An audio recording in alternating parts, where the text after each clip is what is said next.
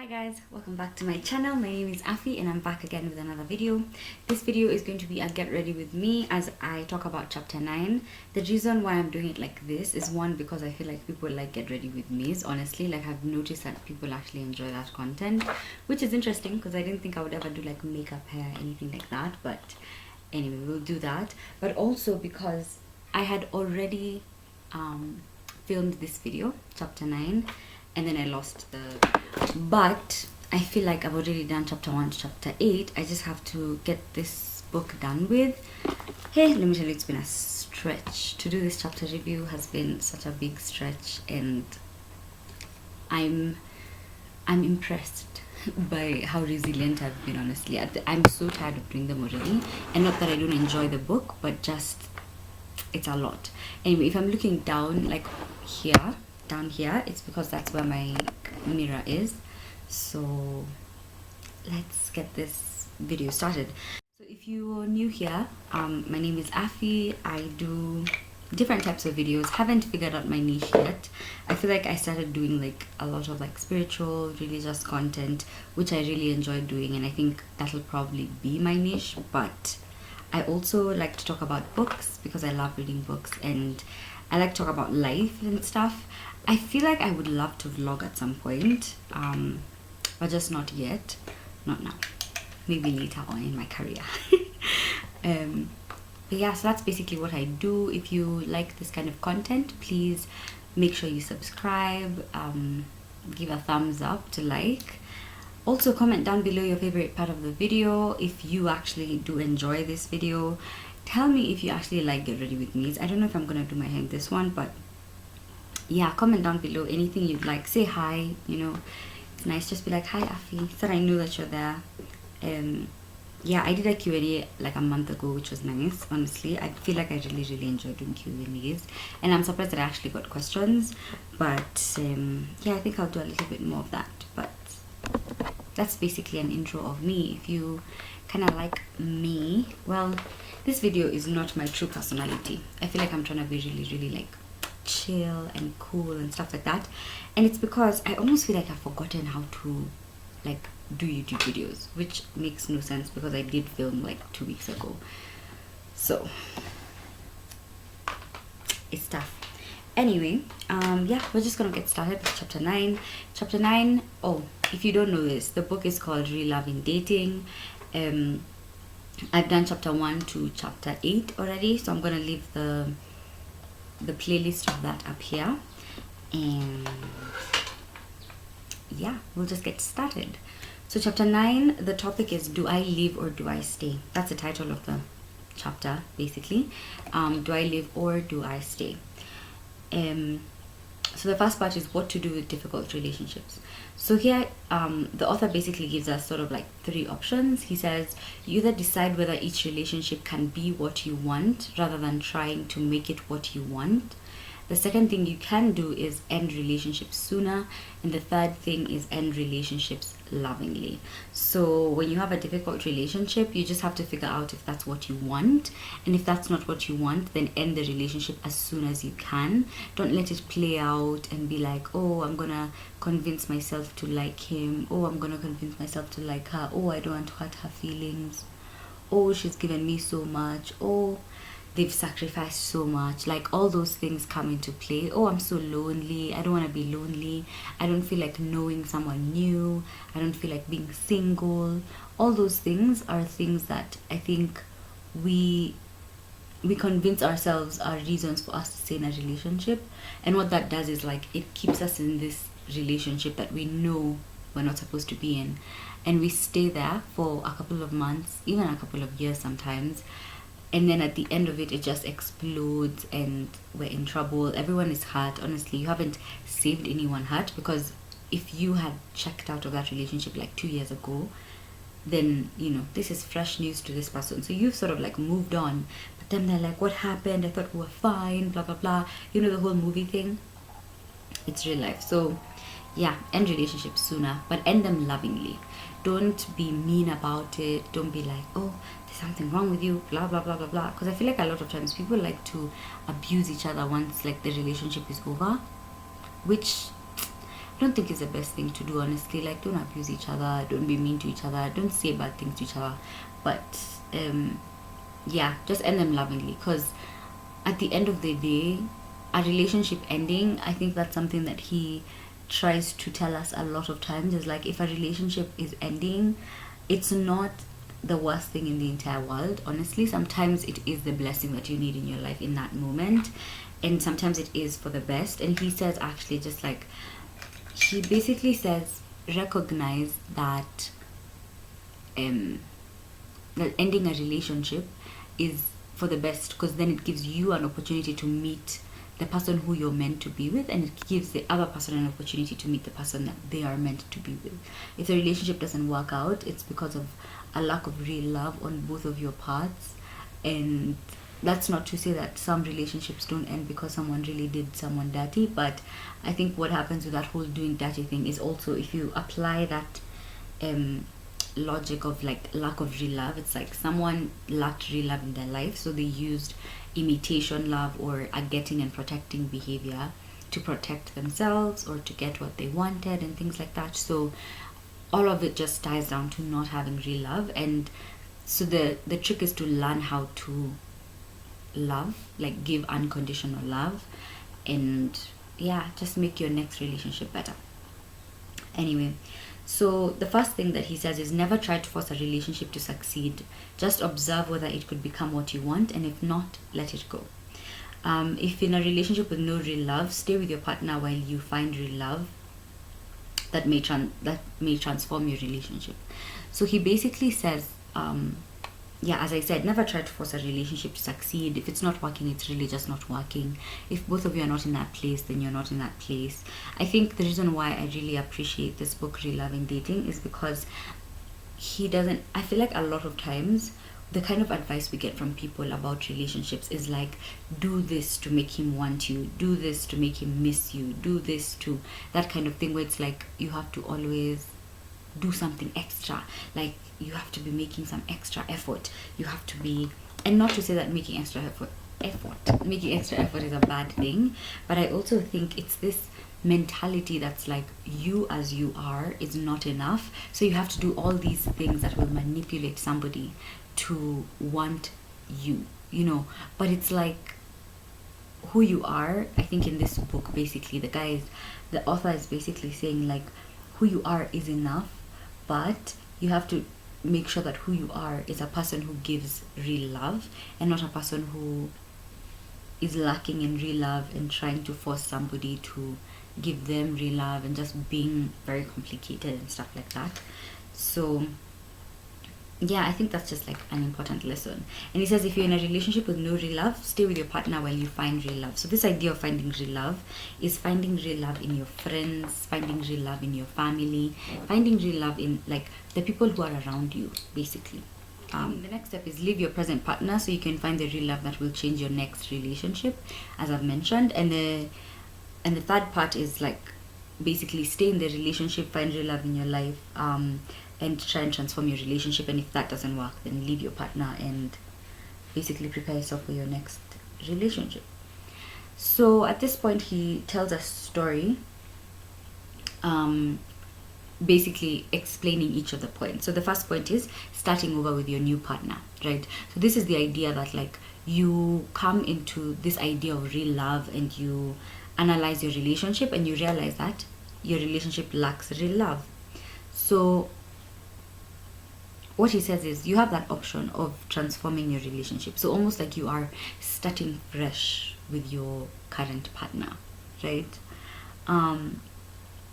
So he says, he gives us a story, and I feel like I kept mentioning at this point he tells us a story and I'm not actually saying the story, but he gives us a story of this lady who was in a relationship, and then she starts going for therapy with the author. If you don't know this, the author is a psychologist, blah blah blah. So yeah, so she starts going for therapy with him, and she talks about her relationship, and she basically is like, oh, you know, this relationship, it's just not working, blah blah blah.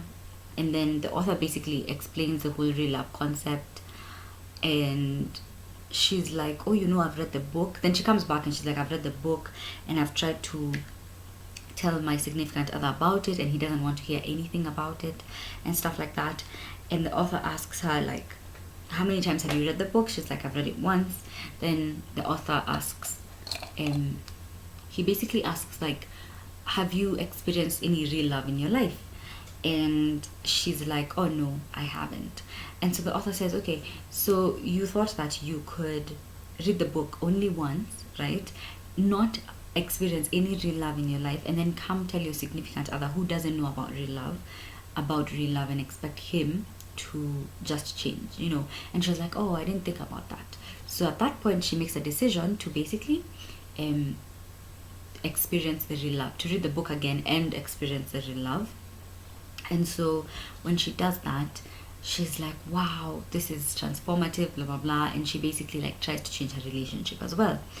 And she comes back a couple of months later, she's like, and yeah, this is not working with me. Like, I've experienced real love from my friends, from my family, from all the people around me. I've made new friends and stuff like that. And I noticed that my relationship is becoming the most stressful part of my life.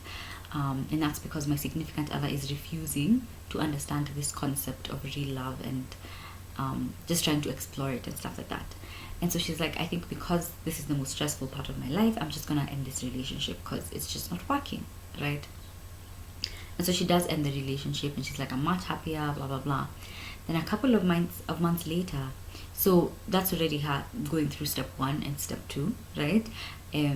No, going through, yeah, step 1 and step 2. So she basically like tried to keep this relationship, did not work. She broke up with her significant other. So a couple of months later, she comes back, and I think this is like a story of chapter 8, if I'm not wrong. Yeah, this is a chapter 8 story.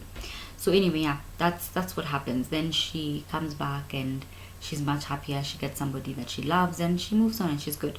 So the second part is starting over without your present partner. So this is the part where it's like you decide that you've understood the concept of real love, and you're just like, okay, this current relationship that I have has no real love. I think it's even toxic in my life. Let me just like be done with it. And a point that the author says is that real love is not the icing on the cake of a relationship. It is the cake of the relationship. So real love is what you need to be focusing on in your relationship, not just saying that, oh, I'm gonna focus on all these other things, and then the idea of real love, or like somebody loving me unconditionally or accepting me unconditionally and me doing the same to them, that's just gonna be the icing, you know. That's going to be basically just like the cherry on top. That's not how it's supposed to be.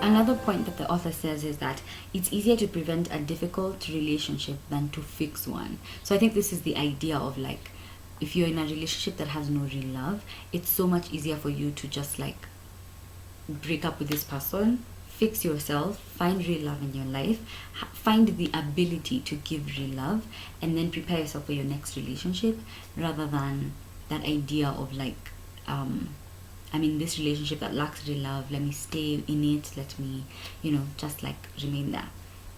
Alright, so the second part is some of the questions you should ask yourself is this who I want to spend the rest of my life with, just as he or she is? So without taking away anything from them. Because I think also sometimes when we get into relationships, we have this mindset that a relationship is a project, right? So we have this mentality that's like, okay, what I'm gonna do is I'm gonna make sure that this person is what I want, right? So, and not in the sense of like I'm going to accept them for who they are. It's in the sense that like, if I don't like this, I'm gonna tell them that they have to change, and if they don't change, then I'm not happy with them.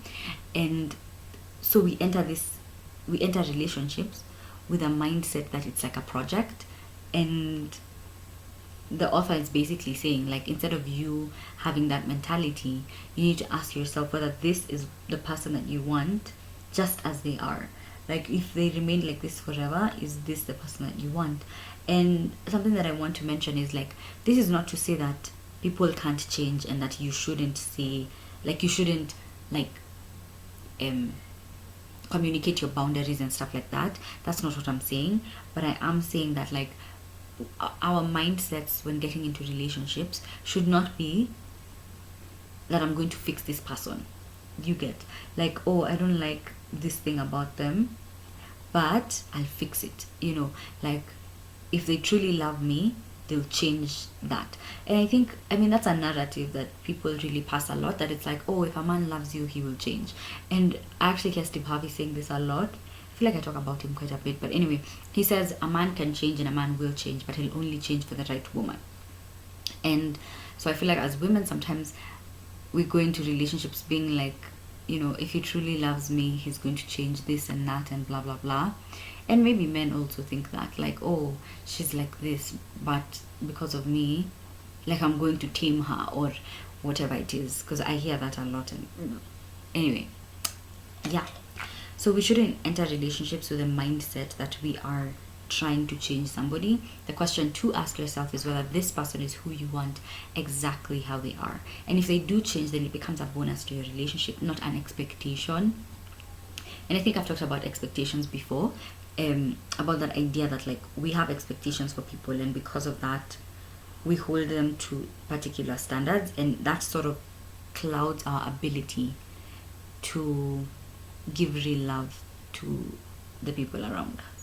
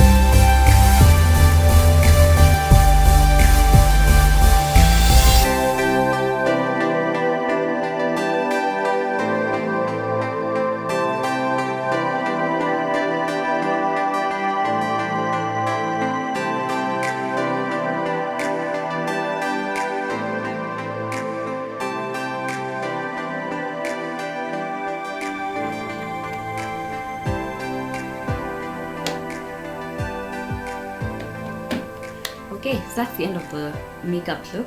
But I'm going to dress up and stuff like that. So just, you know, give me some time. Give me some time. Anyway, yeah, so another question that you need to ask yourself is, no. Something else that you need to say, something else that you should know is, don't hang on to relationships that are not clearly moving toward real love. Let them go, and let them go quickly. The idea is to get to know faster. And I've talked about this in chapter, I think it was chapter 4, that I talk about this idea of like, when you go on a date and stuff like that, a lot of times we want to put our best foot forward, and we want to be like showing this beautiful like picture of who we are and stuff like that.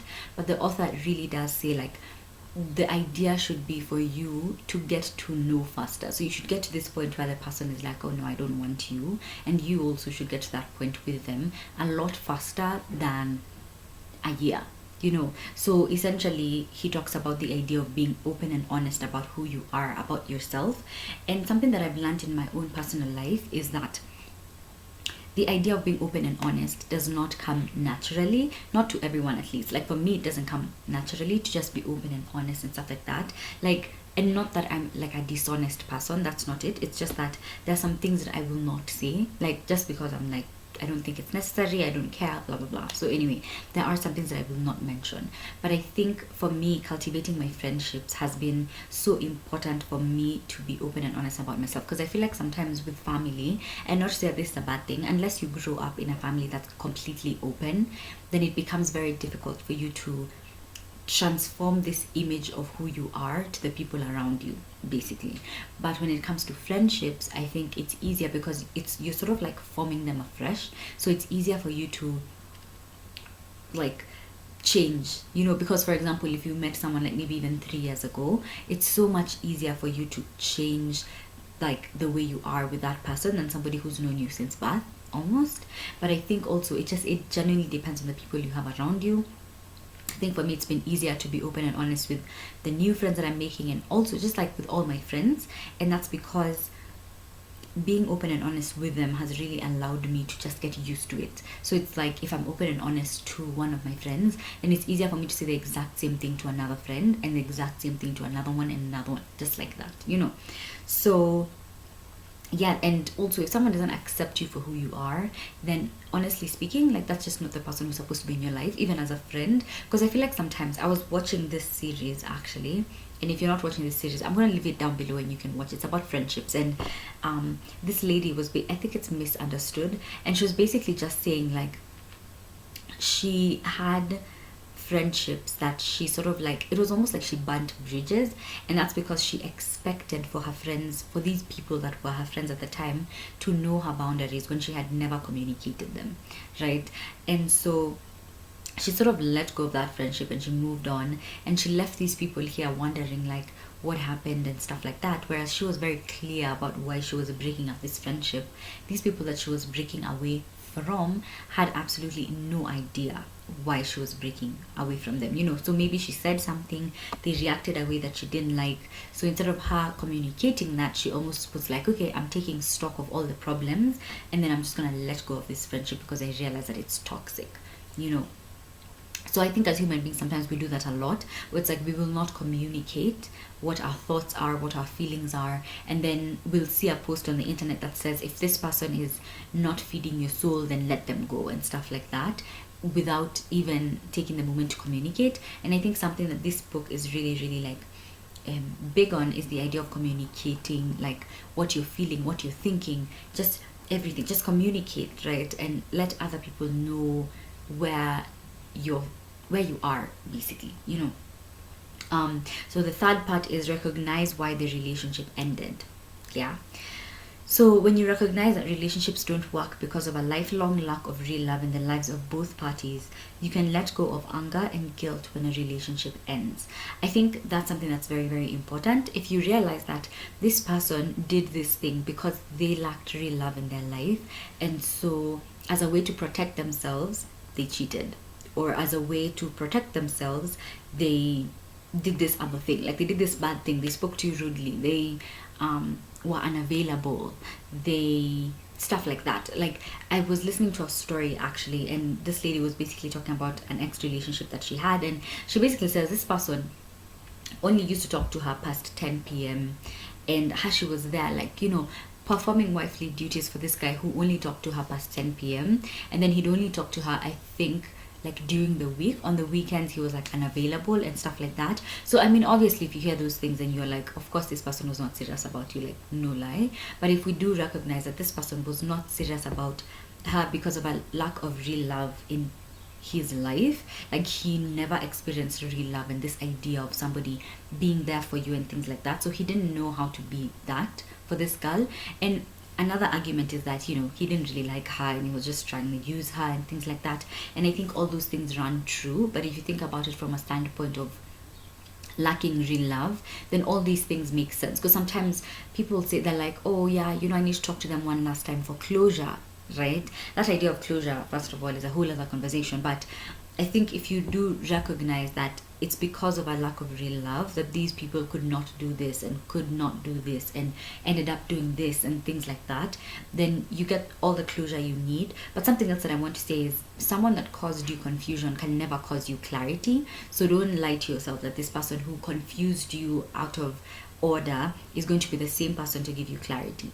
I think sometimes we live in this world where we're like, oh yeah, this person has to explain themselves, or even we have to tell them how we're feeling. They have to know how much they hurt me and things like that.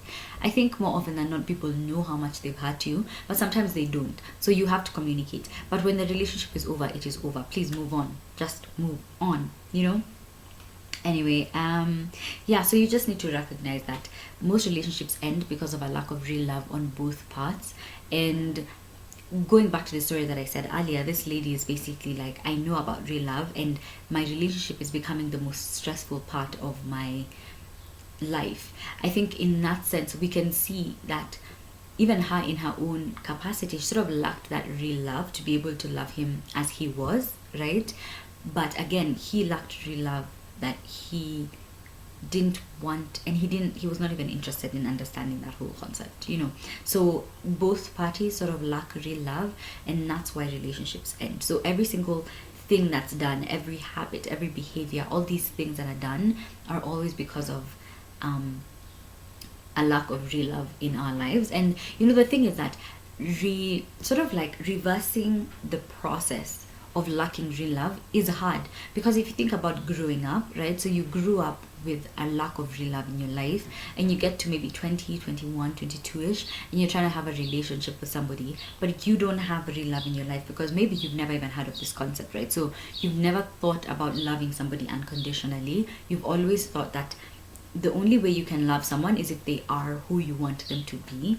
And I think something else that I should mention is I feel like maybe this is saying, oh, you shouldn't have standards and things like that, but that's not what it's saying. I think in chapter 3 or chapter 4, the author actually says, like, if you have real love in your life, then you do have the ability to love everybody, like anyone. You know, you can be with anyone, but there are always those people that you're going to be a lot more comfortable with. There are always those people who you're going to be a lot more just like in tune with, and so those are the people that you're going to be with, right? So yeah, I forgot my train of thought, so let's just move on. The next part is let's just be friends. And this part is basically talking about the idea of being friends with your ex. The author actually says that it may be possible, but not immediately after the relationship. Sometimes immediately after the relationship is not the best time to start a friendship. For me, I like to think, what is this that you're like you have so many friends in your life. What is this that you're lacking that your ex must be your friend? And it's not to say that it's a bad thing to be friends with your ex. I feel like there are some people who thrive like that, and I guess all power to you. But I think something that's important to ask yourself is, what are you lacking in your life? Like, okay, you have all these other friends. Why do you need this one person specifically to be your friend? You know, like, what is it that they're adding? Because I think sometimes as friends add value to our lives in one way or another. And so what value is this one person adding to your life? Is it necessary? If it's not necessary, you can just like leave it alone, you know. So yeah. So the makeup is done. I'm going to show you my outfit a little later, but yeah. Also, I don't think I mentioned this. I'm getting ready for a diplomatic simulation class. So we're supposed to dress up as diplomats. We'll dress up basically, and then we're gonna be graded. So, but it's so cold, so I didn't want to wear like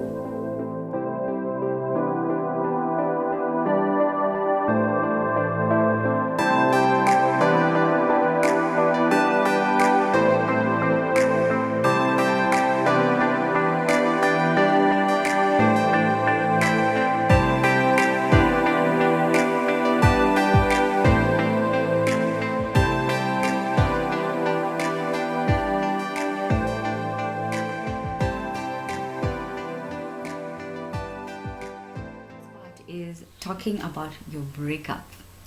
All right, so in this part, he basically is saying like a lot of times we want to speak very negatively about the breakup, about the other person, about stuff like that. And he links this part to the destructive power of anger, because sometimes you're so angry that like you just want to say bad things basically. But something he says is that after the breakup, think about past relationships only in terms of what you can learn from them. That's what's important. What can you learn from that particular situation? Not necessarily like, oh, this person did this person did this, like we hate him and stuff like that. And something that I notice is, I think even like sometimes people do things unknowingly, and sometimes people do things because they're hurt. You know, that idea of like hurt people. And I think that's what happens sometimes in breakups. And so because we're hurt, we want to hurt that person who hurt us even. So yeah, the idea is like, think about what you can learn from that situation. How are you in this relationship? What can you do better? What do you think you should be consistent in? And basically, how can you be better for the next relationship, for the people around you? Because I think essentially right after you've broken up from a relationship, you shouldn't be trying to get into a new one. So at that time, you're basically trying to build your friendships with your family and your friends and the people that are around you. And then don't be scared of meeting new people and making new friends and things like that. Also remember to just communicate where you're at and what you're feeling and things like that. I think that's something that's very, very important sometimes. And I think I talk about this in like chapter 8 or something. Sometimes it's just important to communicate where you are, and also to know what you want, like you as an individual. What do you want? What can you stand for? What, like, where are you at? If you communicate all those, if you know, and then you can communicate it. I feel like sometimes something that actually hit me with like my YouTube channel, for example, when it comes to my faith and things like that, it's very easy for me to talk about like my faith and things like that, when I am like immersed in the word and I'm praying every day and I am like burning for the Lord, for lack of a better word. Sometimes you're not even burning for the Lord, but like you are a little bit, like you are in the word every day, you are praying every day, you are like gratitude journaling and just giving thanks and things like that, you are repenting, you are actually like doing service, like doing things for other people and stuff like that. I think it's much easier to talk about some things if you are like an embodiment of it, rather than when you're not and you're trying to be like an outsider coming in, or like trying to be this like an observer, right? And then passing along the message. So yeah, I hope you enjoyed all of these chapter reviews. I really did enjoy doing them. I loved just like diving into this book one chapter by one chapter. I'm definitely going to be reading this book again. Like, there's no end to reading this book, as a matter of fact. And yeah, I think that's all that I can say. I don't know if I have anything else to say, but if you aren't subscribed, remember to subscribe, turn on the notification bell so you can get notified every single time I post a new video. Comment down below your favorite part of this video and give this video a thumbs up if you really enjoyed it. Also follow my Instagram. I feel like I'm a little bit more personal on there. Like, I talk about daily things and post daily stuff and things like that. So yeah, it's a lot of fun there. So I'm going to leave my Instagram down below as well, and you can follow that. Okay then, see you. Yeah, so I'm wearing these pants. Honestly, I don't know where I get my clothes from, so I can't, you know. But yeah, so I'm wearing these pants. I'm wearing this top that I got from LC Waikiki. This top is from LC Waikiki for sure. I really kind of like it. I've had it for so many years, so if anyone wants to buy it, you know, feel free. Give me a price and I will sell it to you. But and then I'm wearing this blazer on top as well. So, and this I got from my mom. So yes guys, this is me looking like a working woman. This is my new this is my future. This is how I'm gonna be dressed every single day of my life. And don't know if I'm mad about it, honestly. I'm gonna wear some heels as well. Don't know if I'll take a video of that, but I will wear like some boots. I think that's what I'm gonna do. I'll just wear boots and yeah.